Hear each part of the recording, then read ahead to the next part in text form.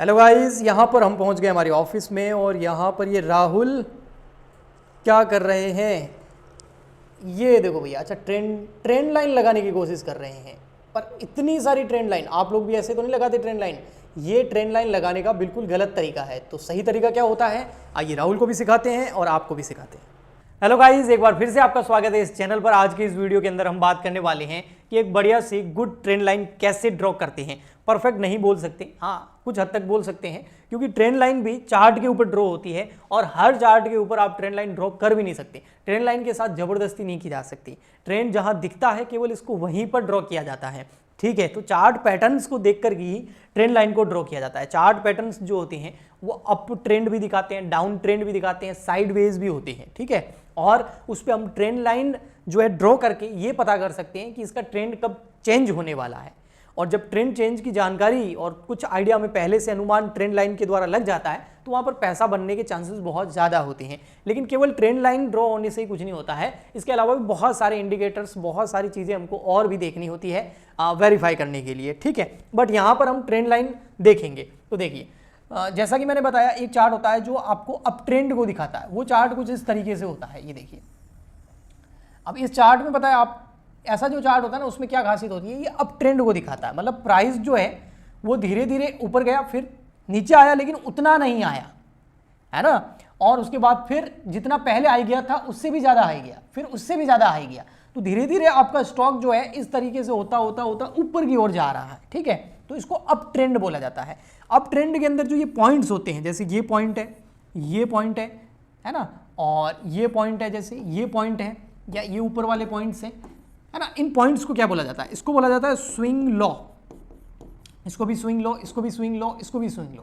ऊपर वाले जो पॉइंट्स होते हैं ना इनको बोला जाता है स्विंग हाई, इनको स्विंग हाई बोला जाता है, ठीक है, ओके।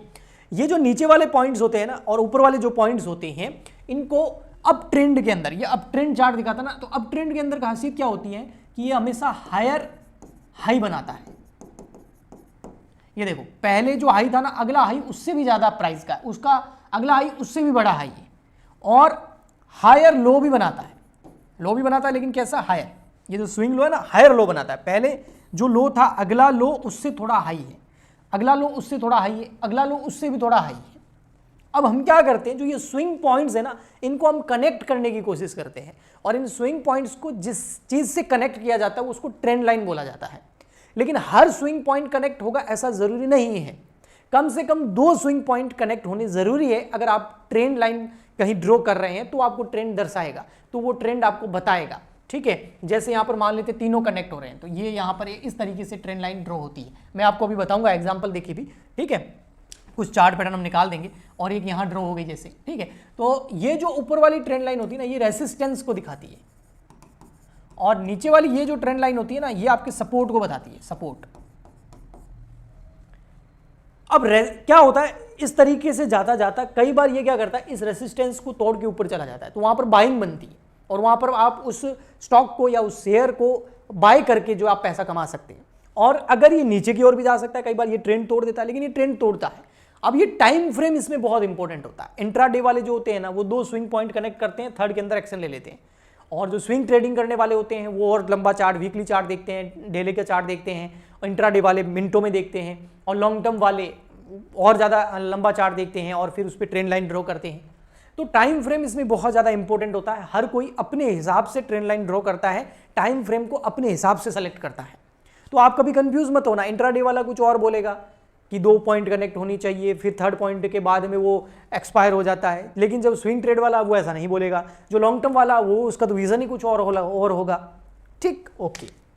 अब हम बात करते हैं, ये तो हो गया आपका अप ट्रेंड। ऐसे कैसे डाउन ट्रेंड भी होते हैं। बहुत सारे स्टॉक्स के चार्ट जो है डाउन ट्रेंड को दर्शाते हैं। डाउन ट्रेंड में क्या होता है, इस तरीके से काम होता है, इस तरीके से डाउन ट्रेंड को दर्शाता है। देख रहे हो, यहां पर जो पहले हाई बना था, ये स्विंग हाई हो गए आपके, ये स्विंग हाई हो गए, लेकिन ये स्विंग हाई जो बना था ना, हाई, वो हमेशा लोअर हाई बनाएगा।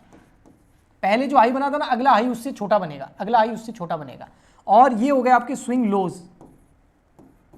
और स्विंग लो यहां पर कैसे बनेंगे, लोअर स्विंग लो बनेंगे, है ना, लोअर लो बनाएगा यहां पर। जो पहला हाई लोअर बना था आपका, उससे नीचे बनेगा और उससे नीचे बनेगा, तो ये जो ट्रेंड दर्शाता है ना, ये इसको अप ट्रेंड बोलते हैं, up trend, sorry down trend, down trend. Up trend ऊपर वाला था, ये डाउन ट्रेंड को दर्शाता है, मतलब स्टॉक आपका धीरे धीरे नीचे जा रहा है। अब कभी ना कभी ये जो है इसका रेसिस्टेंस है, जो हमने ट्रेंड लाइन खींची, ये इसका हो गया आपका सपोर्ट। तो कई बार ये क्या करता है, ऐसे ट्रेंड करता करता इस सपोर्ट को तोड़ देता है, तो फिर यहाँ पर बाइंग बनती है, स्टॉक ऊपर जाएगा। और अगर इसने रेसिस्टेंस को तोड़ दिया तो ऊपर जाएगा और बाइंग बनती है, और अगर इसने सपोर्ट को तोड़ दिया नीचे तो फिर यहाँ पर सेलिंग बनती है।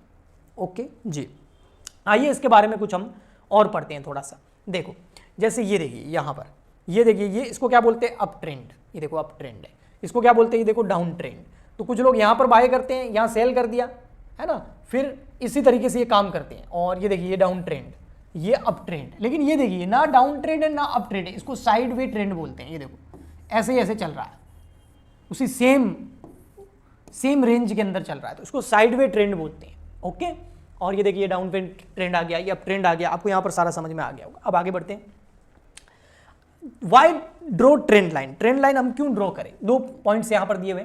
Trend line can act as form of support and resistance. अगर आपको सपोर्ट और रेजिस्टेंस जानना है कि किसी भी स्टॉक का सपोर्ट क्या है और उसका रेजिस्टेंस क्या है, कई और उसके बीच में वो चलता चलता कई बार रेजिस्टेंस और कई बार सपोर्ट तोड़ेगा, ट्रेंड चेंज होगा, वहां पर पैसा बना सकते हैं। Okay, next, a break of trend line can single possible trend change. अगर कभी भी उसने सपोर्ट नीचे, सपोर्ट को ऊपर, रेजिस्टेंस, इनमें से किसी को भी ब्रेक कर दिया तो वहां पर ट्रेंड चेंज पॉसिबल होता है, वहां पर बहुत ज्यादा संभावना होती है कि ट्रेंड चेंज होगा और वहां पर पैसा कमा सकते हैं। ओके, इंट्राडे वाले तो सपोर्ट तोड़ता है तब भी कमाते हैं और रेजिस्टेंस तोड़ता है तब भी कमाते हैं। Okay, important point about trend line, क्या इंपॉर्टेंट पॉइंट्स होते हैं, नीड अ मिनिमम 2 टचेस, कम से कम 2 टच होने चाहिए। Trends are not always smooth, trend हमेशा स्मूथ नहीं होते हैं। Okay, treat trend line as areas, trend line as area को है ना, अपवर्ड डाउनवर्ड उसको दिखाती है, नॉट द लॉ। ये कोई लॉ नहीं है कि ऐसा ही बस आपको इसी तरीके से ट्रेंड लाइन ड्रॉ करनी है, ऐसा कुछ नहीं है। आप अपने हिसाब से टाइम फ्रेम लगा करके अपनी सहूलियत के हिसाब से वहां पर ड्रॉ कर सकते हैं, बट जहां पर आपको लग रहा है कि ट्रेंड ये लाइन यहाँ पर परफेक्ट नहीं हो रही है, तो वहाँ नहीं बन रही है, तो कोई जबरदस्ती भी नहीं बनानी होती है। Okay, don't force trend line in perfect trend line, force मत करो। ट्रेंड दिख रहा है तो ट्रेंड लाइन बनेगी ना, अगर कहीं ट्रेंड है ही नहीं, किसी स्टॉक है वो बिल्कुल ऐसे ऐसे कुछ पता ही नहीं चल रहा है, तो उसमें ट्रेंड लाइन कहाँ बनाओगे आप। ओके जी, आगे चलते हैं हम सीधा ट्रेडिंग व्यू पर, और वहाँ पर मैं आपको ट्रेंड लाइन शो करके बताता हूँ। तो यहाँ पर देखिए, आपको ये जो चार्ट दिख रहा है, इसमें आपको यहाँ पर साफ नजर आ रहा है कि डाउन ट्रेंड है ना, ये देखिए यहाँ पर ये डाउन ट्रेंड आपको साफ नजर आ रहा है। तो इस पर हम एक बार ट्रेंड लाइन लगा के देखते हैं। तो यहाँ पर आपको ट्रेंड लाइन का ट्रेडिंग व्यू के अंदर ऑप्शन आता है, तो यहाँ पर आप ट्रेंड लाइन ले लीजिए और देखिए यहाँ पर एक ऊपर ट्रेंड लाइन लगा देते हैं रेजिस्टेंस के लिए और एक लगा देते हैं हम सपोर्ट के लिए। ठीक है, तो एक तो लगेगी आपकी यहाँ से कम 2 पॉइंट टच होने चाहिए, और 2 पॉइंट जो टच होते हैं ना उसमें बॉडी टच होनी चाहिए। ठीक है, उसमें क्या टच होनी चाहिए, बॉडी टच होनी चाहिए। अगर बॉडी टच नहीं हो रही है 2 पॉइंट पर, ओनली शैडो टच हो रही है, तो उसको 2 पॉइंट नहीं बोला जाएगा। जैसे ये देखो, एक यहाँ टच हो रही है बॉडी, एक यहाँ हो रही है, एक यहाँ हो रही है, तो 3 जगह हो गई। इसके अलावा ना आप इसको क्या करिए, यहाँ पर ट्रेंड लाइन जहाँ लगाई थी ना वहाँ आइए, वहाँ पर आपको ऑप्शन एक ऊपर इधर होता है, ये जैसे कैंडलस्टिक ऑप्शन है ना, इसके पास में एक लाइन का भी ऑप्शन होता है, ये देखिए लाइन का ऑप्शन, ये आप सेलेक्ट करेंगे ना तो आपको परफेक्ट पता चल जाएगा और आप ट्रेंड लाइन को और अच्छे से परफेक्ट लगा सकते हैं। ठीक है, तो देखिए मैं इसको लगाता हूँ वापस, ये देखिए हो गए 2 पॉइंट टच। अब देखो वापस से आप इसको कैंडल्स में कन्वर्ट कर दीजिए, और अब हम लगाते हैं, जैसे यहाँ पर आपने ऊपर रेजिस्टेंस की ट्रेंड लाइन लगा दी, अब हम सपोर्ट की भी ट्रेंड लाइन लगाते हैं। यहाँ पर देखिए वो कैसे लगेगी, वही वापस ट्रेंड लाइन ले लेते हैं और यहाँ से एक बार हम इसको ड्रॉ करते हैं, फिर लाइन चार्ट लगाकर हम इसको परफेक्ट और कर लेंगे। ठीक है ना, तो वो लाइन चार्ट जो है ना वो कैंडल से अच्छी तरीके से हमको बता देता है। जैसे ये देखिए, ये यहाँ पे लग रही है, यहाँ पे देखिए, यहाँ पे अब हम लाइन चार्ट लगा के इसको और अच्छे से कर लेंगे। ठीक है, ये देखिए एक बार लाइन चार्ट लगा देते हैं, कैंडल्स को हटाते हैं, यहाँ आया लाइन का ऑप्शन। अब ये देखिए यहाँ पर एक बॉडी टच हो रही है, 2 हो रही है और यहाँ पर 3 हो रही है, तो 3 बॉडी टच हो जाती है ना, तो कम से कम 2 बॉडी टच होनी चाहिए, और ज़्यादा से ज़्यादा अगर 3-4 और हो तो कोई प्रॉब्लम नहीं है। ठीक है, लेकिन बॉडी टच का कह रहे हैं यहाँ पर, देखो यहाँ पर कैंडल्स लगाता हूँ और मैं इसको बड़ा करके आपको बता रहा हूँ। शैडो टच होने से कुछ नहीं होता है ना, जैसे यहाँ पर कहीं पर ये शैडो टच हो रही है तो इसको टच नहीं माना जाएगा। देख रहे हैं आपको, ये यहाँ पर शैडो टच है ना, तो इसको टच नहीं माना जाएगा, कम से कम बॉडी टच होनी चाहिए। 1 2 3। अब होता क्या है इसके अंदर, या तो ये अपना रेसिस्टेंस तोड़ करके ऊपर जाएगा या फिर ये अपना सपोर्ट तोड़ करके नीचे आएगा। लेकिन वो कंफर्मेशन कब मिलता है, जैसे यहाँ पर ये देखो ये सपोर्ट को तोड़ के नीचे आया, लेकिन ये केवल और केवल उसकी शैडो आई है, शैडो नहीं, इसके ऊपर एक दो बॉडी पूरी कैंडल बननी चाहिए, तब पता चलता है कि हाँ भाई ये अब सपोर्ट तोड़ने वाला या रेसिस्टेंस तोड़ने वाला। जैसे आप यहाँ पर देखिए, जैसे यहाँ पर ऊपर गया लेकिन कोई भी इसके ऊपर रेसिस्टेंस के ऊपर कैंडल नहीं बनी है, यहाँ बनी है, देखिए ये कैंडल बनी, उसके बाद एक और कैंडल मिली, यहाँ आपको कंफर्मेशन मिल गया है कि इसने अपना रेसिस्टेंस तोड़ दिया है। और अब ये जो ट्रेंड था ना ये वाला, ये ट्रेंड अब चेंज होने वाला है और यहाँ पर ये शेयर ऊपर की ओर जाएगा, यहाँ पर बाइंग बनती है। इसी तरीके से नीचे होता तो वहाँ पर सेलिंग बनती है। ओके, तो आई होप आपको अच्छे से समझ में आया होगा। बट आप ये केवल वीडियो देखने से ज़्यादा ट्रेंड लाइन लगाना नहीं सीखेंगे, इसके लिए आपको खुद को प्रैक्टिस करनी पड़ेगी। जितनी ज़्यादा प्रैक्टिस करेंगे उतना ही आप सीखेंगे ट्रेंड लाइन लगाना। हम मिलते हैं नेक्स्ट वीडियो में, आज के लिए इतना ही, तब तक के लिए goodbye and thank you.